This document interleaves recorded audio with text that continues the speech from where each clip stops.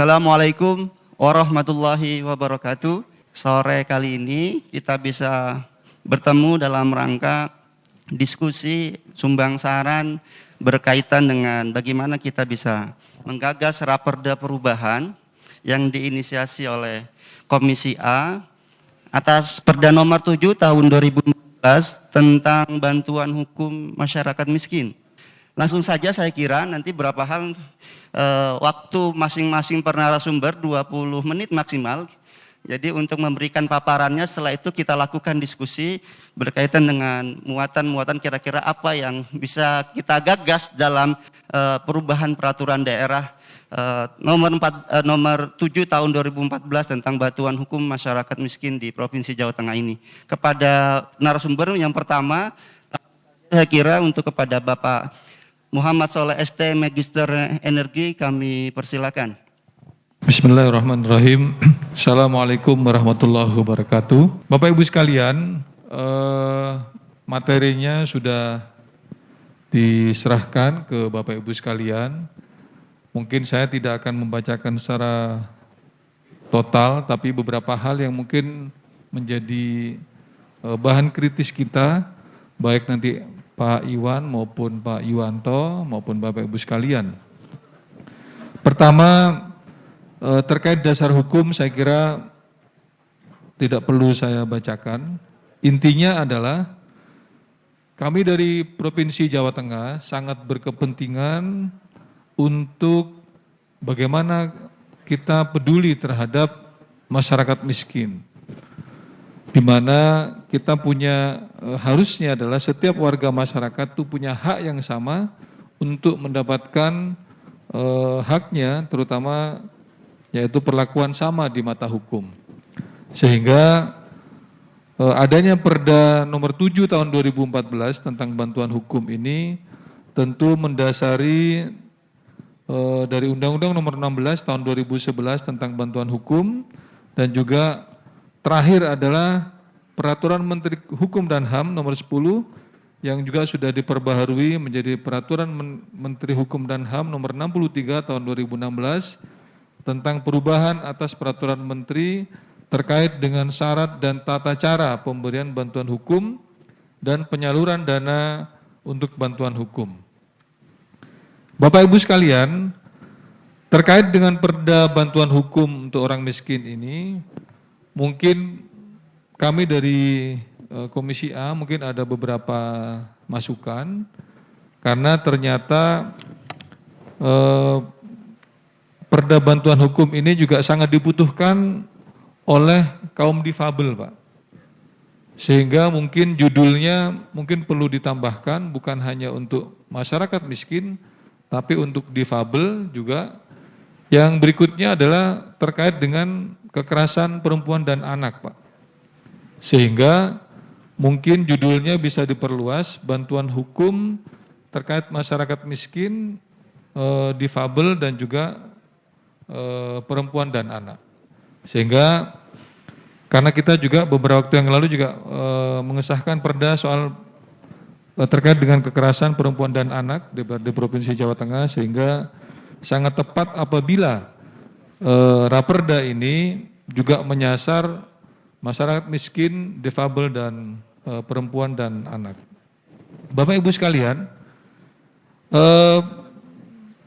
selama ini memang dari Biro Hukum dan Komisi A menganggarkan kira-kira per tahun itu sekitar 400 jutaan untuk bantuan hukum masyarakat miskin ini. Ya, pada tahun 2020 mungkin kena refocusing ya Pak Iwan, sehingga mungkin cuma ada sekitar 150-an mungkin ya. Kita berharap ke depan dana untuk bantuan hukum masyarakat miskin ini bisa kita tambah, dan tentu kami juga mendengar katanya di Kementerian Hukum dan HAM juga ada untuk bantuan hukum masyarakat miskin ini, dan kabupaten kota juga mungkin juga ada, sehingga apabila kita gabungkan antara Kementerian Hukum dan HAM, pemerintah provinsi, pemerintah kabupaten kota seluruh Jawa Tengah, tentu semakin banyak warga miskin kita yang bisa mendapatkan bantuan hukum dari kita. dari negara, dari pemerintah maupun provinsi maupun kota. Bapak Ibu sekalian, beberapa hal yang menjadi catatan kritis kita adalah pertama terkait dengan mekanisme. Mungkin mekanisme ini bagaimana caranya orang miskin itu bisa mendapatkan bantuan hukum di saat dia berperkara di pengadilan. Karena saya pun baru tahu terkait dengan bantuan hukum ini setelah ada di Komisi A. Sebagai warga biasa memang kita belum banyak tahu karena memang mungkin anggarannya yang masih terbatas dan juga organisasi bantuan hukumnya pun juga masih terbatas. Jadi mekanisme ini penting menurut saya bagaimana orang miskin ini bisa mendapatkan bantuan hukum di saat berperkara di pengadilan. Yang kedua adalah terkait dengan sosialisasi yang tentu bisa dilaksanakan oleh semua pihak, termasuk juga DPRD. Bagaimana DPRD Jawa Tengah dalam hari ini Komisi A bisa membantu mensosialisasikan terkait dengan perda bantuan hukum ini sehingga banyak masyarakat yang bisa mengakses bantuan hukum. Sehingga kegiatan-kegiatan DPRD seperti sosialisasi melalui radio ya yang sekarang dilaksanakan, literasi media maupun juga melalui reses dan sebagainya, ini bisa dimanfaatkan untuk sosialisasi terkait dengan perda bantuan hukum ini. Yang berikutnya adalah terkait dengan bagaimana laporan per tahunan atau per semester yang mungkin juga kita perlu tahu.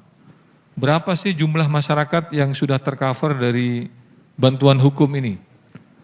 Dan dari nilai jumlahnya, kalau tidak salah Permenkumham itu mengatur 5-8 juta ya Pak. Kalau di Jawa Tengah ini antara 0 sampai 5 juta Pak Iwan ya? Berapa?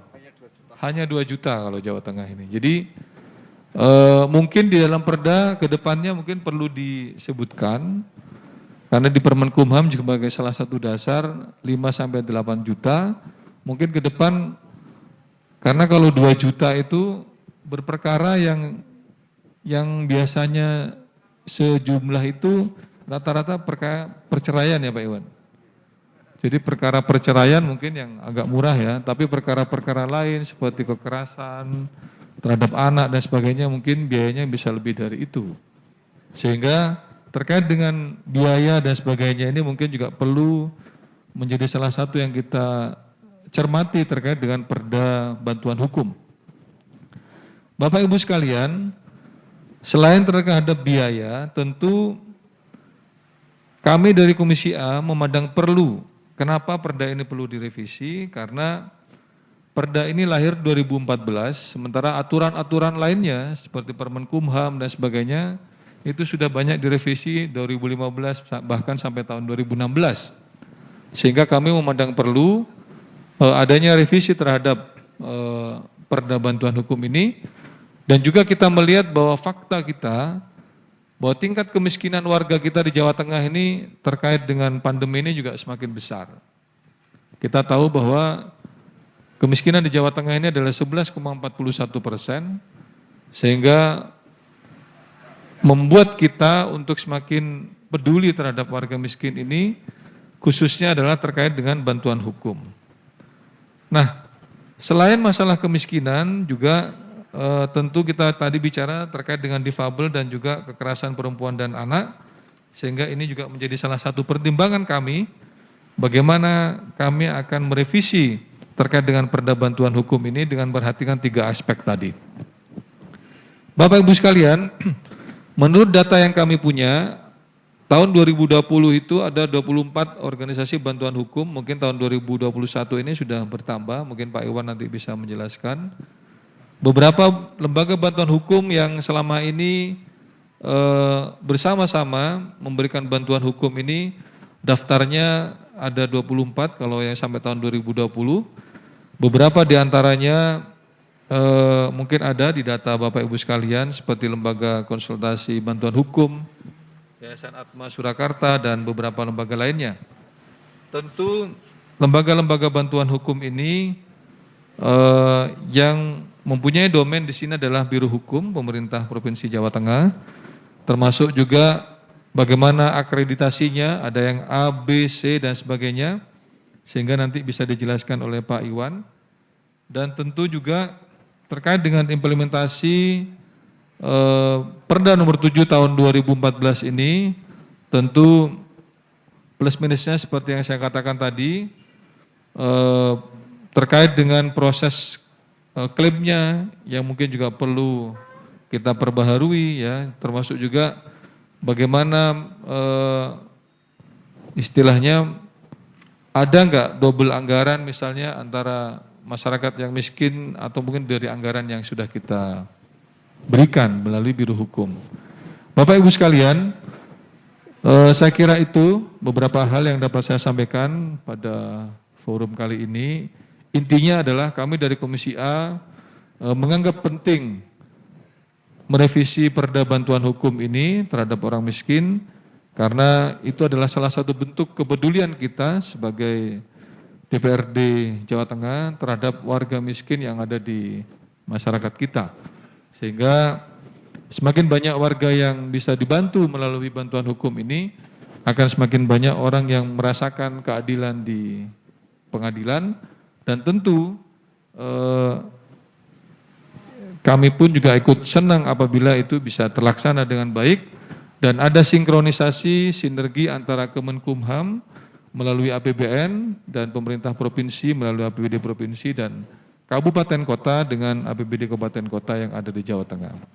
Memang mungkin tidak semua kabupaten kota punya perda bantuan hukum ini, sehingga kami juga akan menghimbau apabila ada kabupaten kota yang belum punya, segera untuk membuat perda bantuan hukum ini untuk menjadi landasan bantuan hukum bagi masyarakat miskin, perempuan dan anak maupun juga kaum difabel. Saya kira itu pengantar diskusi dari saya kembalikan lagi ke moderator. Apabila ada hal yang perlu kita diskusikan nanti bisa kita diskusikan. Matur nuwun, walafu minkum wabillahi taufiq wal hidayah. Assalamualaikum warahmatullahi wabarakatuh.